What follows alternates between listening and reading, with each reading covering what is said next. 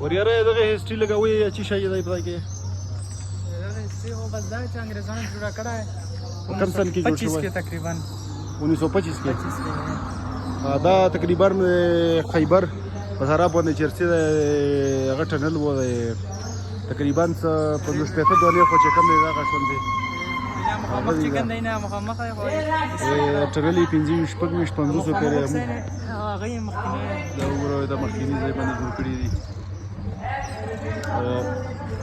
دا غم دی په دا خو باندې شوی دی ور غار یې ونه خاص وڅ بالکل دا خدای کې چې کوم دی چې پټلې تلې او باسینه موږ وطن خو چې کوم دی دا شون ته یار څه باندې شوی دی دا وګوره وته دا پټلې کې راغلی وای نه مخامخ پټلې لیدای شي دای نه پراته و بس اوس کې شو پیرک منډه وای په شو په و دلته په باندې پټلې اسی پر شو یا په اړیا باندې بیا دلته بل سورنګ بیا چې څه ډیر سورنګونه په الیاره باندې روزګي یا افغانستان د بارډر او انګريزانو ډیر کورونه کړیو خو بس موږ وطن خلک او موږ ګورنمنت سپیشلی تاسو ډیره توجه نو ورکړی ولکه دا دومره اهمیت لري موږ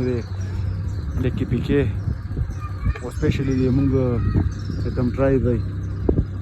او بس تاسو ډیره غي اهمیت لنه ورکړي دا تقریبا استیلی کله 1922 نه مخامخ کې لیکلي 1922 بالکل دا مخامخ هغه باندې کېدای شي تاسو ته ونه شي دا هغه هیستوري به لیکلي دا ټنل دی دا چې دغه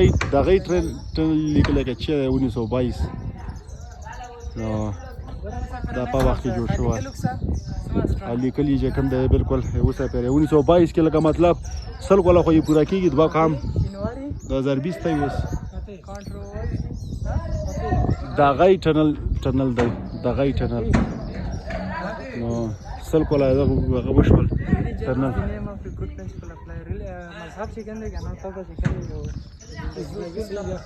پاسونه پښتو کې بس مذهب چې کوم د تو ته ژوندۍ تیرول خپل اصول خو سره به اسلام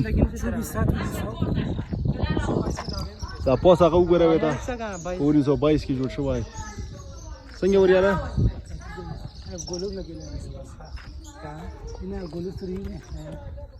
دلته لاندې میچنې هغه دی چک پوسټ دی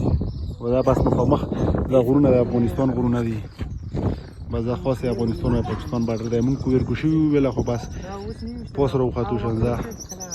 هغه لوکډاون دی وجه نه څه باندې دا پاتې یا کړه چې هغه مخکې ټوپکې اوري نه ګولو کومه ګولو صحیح نه سره سره ها دا کې دای شو ما همون خلک دي کنه وی انګريزانو جوړ کړی انګريزانو کوته په ولي شي مروه غرزاوه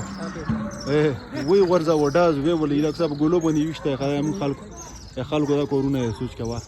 انګريزانو د تنوي یو ور بوډونه چرله لګولي نو بس ورا ولي یې دغه څه بنا کړیو دا غون هغه چې کړي 1930 کې مکمل کړه 1930 کې ولاړو